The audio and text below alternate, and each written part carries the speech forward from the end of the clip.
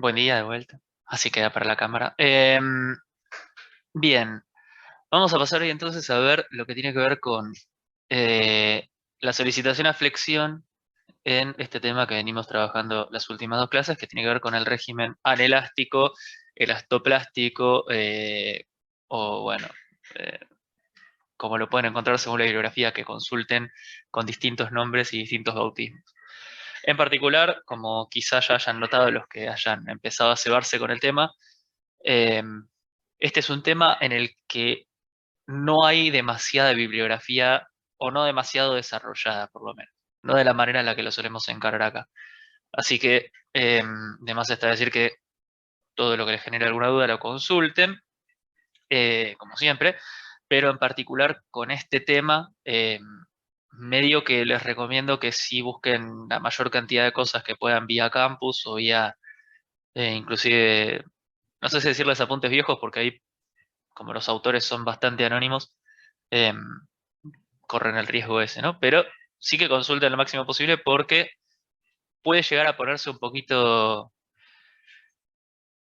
complicado el tema en algunos momentos.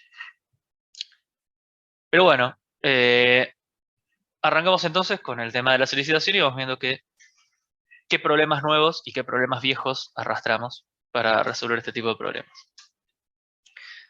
Bueno, como repaso teórico vamos a ver qué era lo que veníamos aplicando nosotros en flexión simple.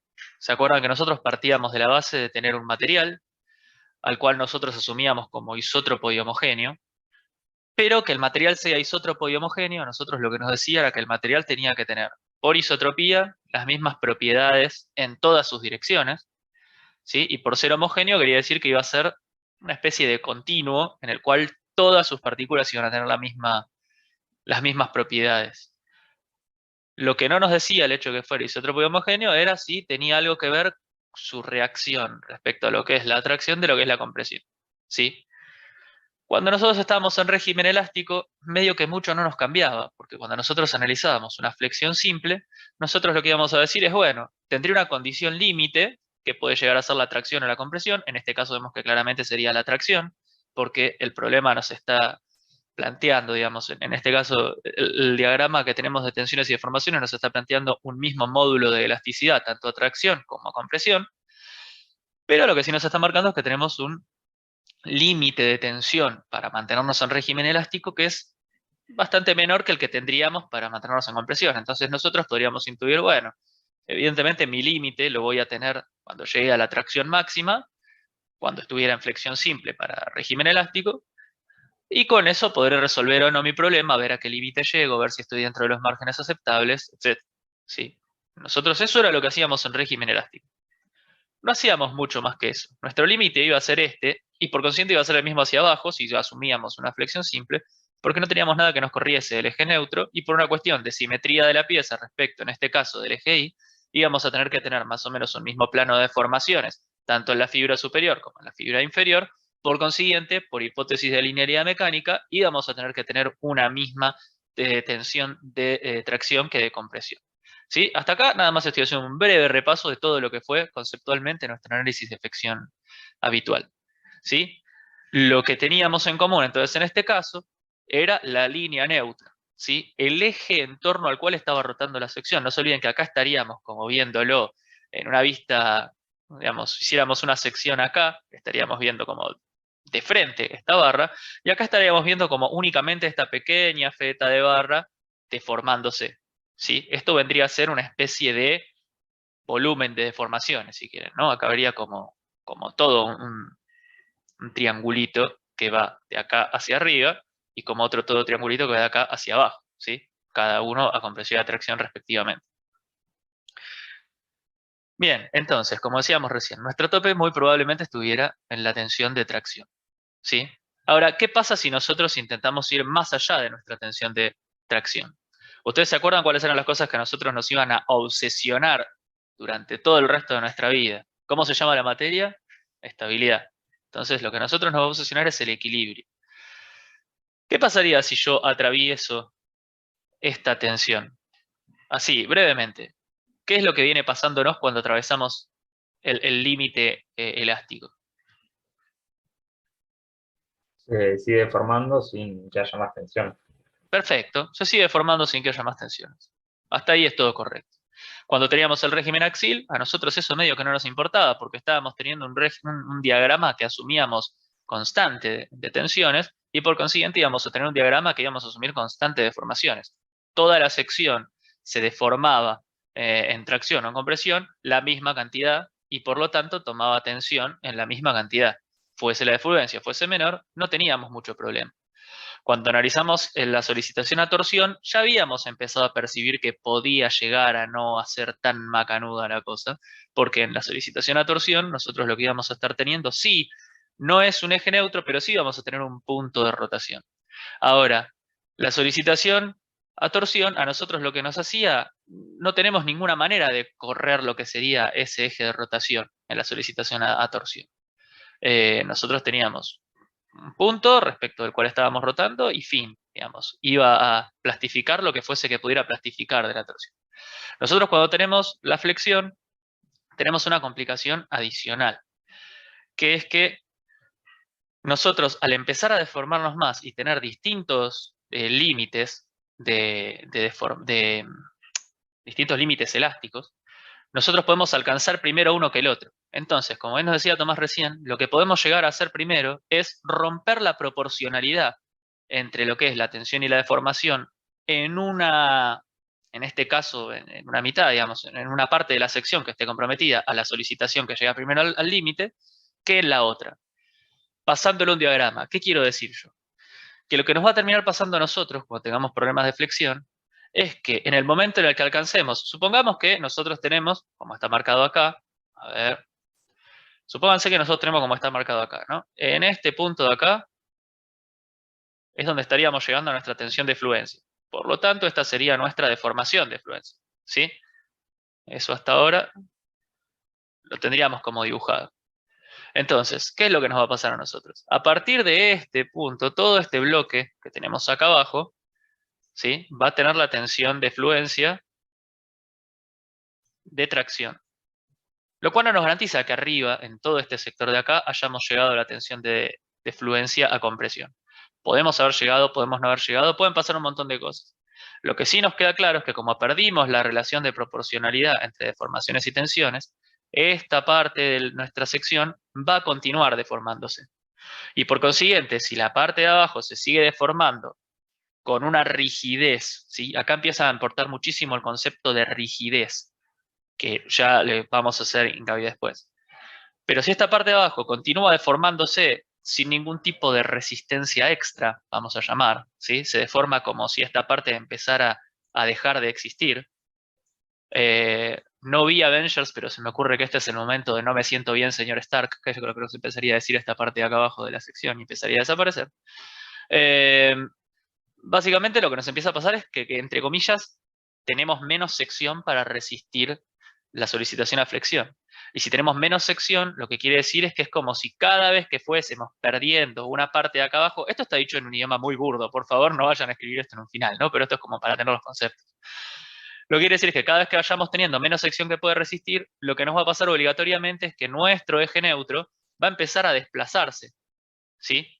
Entonces, la situación a la cual vamos a llegar va a ser la siguiente, en la que nuestro eje neutro se haya corrido hacia esta posición, pero como nosotros lo que tenemos es la obsesión por mantener el equilibrio, nosotros siempre vamos a tener que encontrar la manera en que este volumen de tensiones que nos quedó por debajo del eje neutro en su nueva posición sea igual a este volumen de tensiones que nos quedó en el eje neutro en la posición superior.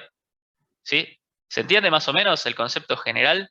Está dicho un poco en idioma como si fuese un abogado, pero es como para tratar de ser conceptualmente lo más claro posible. ¿Hasta acá llegamos o hay alguna duda? No, pero ahora te sigo. Buenísimo. Entonces, como llegamos hasta este punto de acá, nosotros lo que podríamos plantear en un escenario como este sería el caso de la plastificación parcial. ¿Qué quiere decir la plastificación parcial? Que bueno, como estamos diciendo, en un sector ya atravesamos el límite elástico, ya estamos por fuera de eso. Por consiguiente, ahora veremos qué perdemos o qué ganamos. Y quiere decir que igualmente hay una parte de nuestra sección que sigue trabajando en régimen elástico.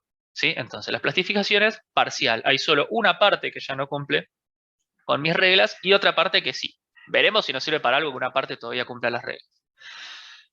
¿Cuál sería el ridículo absoluto de tener una plastificación parcial? Sería tener directamente una plastificación total, ¿sí? En la que directamente hagamos tender a infinito las deformaciones, tanto de tracción como de compresión, y entonces lleguemos a un caso en el que lo único que tengamos sea tensión de fluencia de límite de compresión y tensión de fluencia de tracción. Les hago una pregunta conceptual fundamentalmente. Les hago, ¿por qué les parece que el eje neutro puede llegar a quedar en esta posición? ¿De qué les parece que va a depender la posición del eje neutro? Un poco lo estuvimos hablando, ¿no? Pero La tensión de fluencia para la compresión y para la tracción. va por ahí, sí, pero ¿qué es lo que me van a generar esas tensiones de fluencia, de compresión y de tracción? No estás lejos, quiero que sepas que no estás lejos.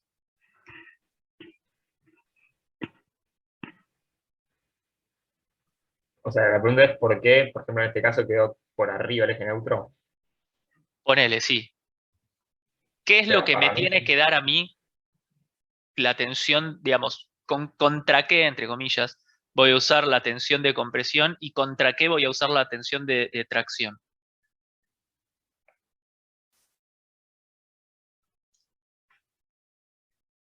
Voy a buscar unas flechas a ver si con esto llego a ayudar para la respuesta que estoy pretendiendo.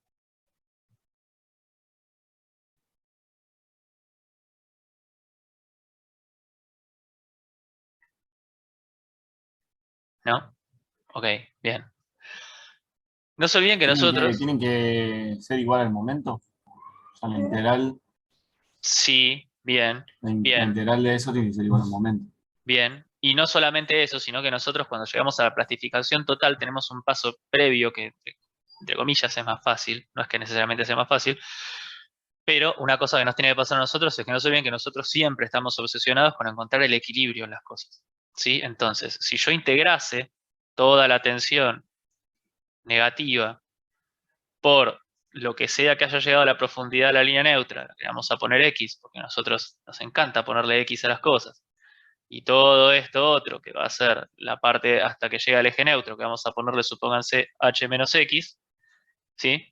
Lo que nos está diciendo a nosotros es que cuando nosotros integremos todo este volumen, porque acuérdense que esto sigue como en profundidad, cuando integremos todo este volumen nos tiene que dar un esfuerzo que sea exactamente igual al que nos dé por abajo, ¿sí? Y después, como bien decía ese, sí, nos va a terminar pasando que donde quede la resultante de este esfuerzo de tracción y el brazo de palanca que se genera entre la resultante del esfuerzo de tracción y el esfuerzo de compresión, eso también nos va a tener que dar igual a la solicitación que tengamos por momento.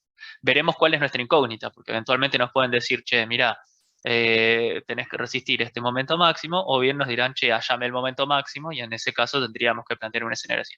Tranquilos, esto es nada más que un spoiler de lo que va a venir después, este no es el último paso en el que lo vamos a ver, pero fundamentalmente es para ver que nosotros en este caso lo que vamos a hacer va a ser buscar siempre mantener el equilibrio. ¿De qué manera vamos a buscar el equilibrio? Bueno, supongo que yo le pongo Fc a la fuerza de compresión. Mi fuerza de compresión va a tener que ser igual a sigma por la posición en la que esté el eje neutro, por el ancho de la sección, al que le vamos a poner B, supónganse que esto es B,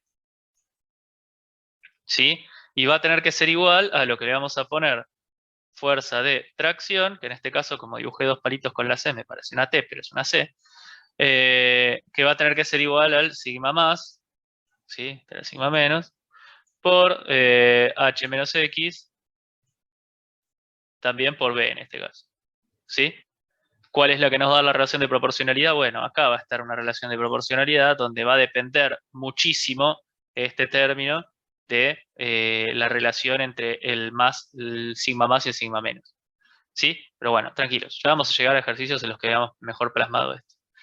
Lo que quería mostrarles es esta parte en la que nosotros seguimos siempre buscando el equilibrio, ¿sí? Nosotros pasamos de lo macro que eran fuerzas a lo micro que eran tensiones, y ahora cuando empecemos a tener tensiones vamos a volver a buscar lo micro que de vuelta son fuerzas, o sea, estamos con fuerzas buscando tensiones para volver a buscar fuerzas. Es así como suena, chicos. La ingeniería es así de molesta.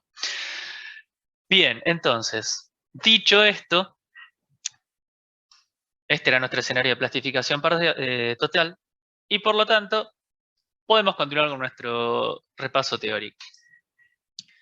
Cuando nosotros teníamos flexión simple, nosotros planteábamos una relación de proporcionalidad, para la cual planteábamos hipótesis, que eran la hipótesis de linealidad mecánica, la hipótesis de linealidad cinemática, la hipótesis de linealidad estática y la hipótesis de Bernoulli, en la que decíamos que las secciones se iban a mantener planas y perpendiculares al eje de la barra en posición deformada. Como ya dijimos a lo largo de todas las otras clases, y esta vez no los voy a taladrar hasta que me contesten, nosotros para el caso de análisis plástico dijimos que lo que perdemos es la hipótesis de linealidad mecánica. Por consiguiente, si perdemos la hipótesis de linealidad mecánica, como nosotros habíamos deducido esta expresión netamente basándonos en la linealidad mecánica, en una proporcionalidad entre tensiones y deformaciones, a nuestra hermosísima ecuación la vamos a perder. Ya no la podemos utilizar más. Deja de ser válido. Ahora, como podemos deducir de lo que les comentaba recién de los volúmenes de tensiones, lo que sí va a seguir valiendo para nosotros van a ser nuestras ecuaciones de equivalencia. No sé si las tienen muy presentes a las ecuaciones de equivalencia, porque quizá todavía no hayamos tenido la necesidad imperiosa de tener que utilizarlas. Pero nuestras ecuaciones de equivalencia, nosotros lo que nos dicen es que básicamente la tensión normal en dirección X, en este caso, cuando tengamos una sección cualquiera, pero quédenselo como concepto, porque esto podría ser 3 direcciones distintas. Entonces, que nuestro esfuerzo axial va a ser la tensión normal en el dominio de la sección, es decir, todo el volumen de tensiones va a terminar formando nuestro esfuerzo axial. En particular, cuando estamos en flexión simple, nos va a tener que dar igual a 0 necesariamente, es decir, las partes de compresión con las de tracción, al tener distintos signos, van a tener que compensarse, que fue un poco lo que les trataba de decir recién. Digamos, cuando nosotros hacemos base por altura, por la altura de la pirámide, estamos fundamentalmente integrando ese volumen de tensiones.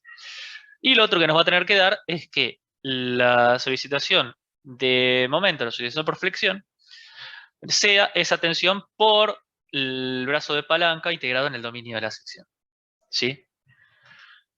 Estas siempre se van a cumplir. Estas son para nosotros el equilibrio. Por eso, vuelvo al concepto que les decía antes. Nosotros partimos de lo macro, que es encontrar fuerzas que nos generan solicitaciones, que nos van a dar a su vez cuál es la noción interna de tensiones que se genera dentro del material según las propiedades del material.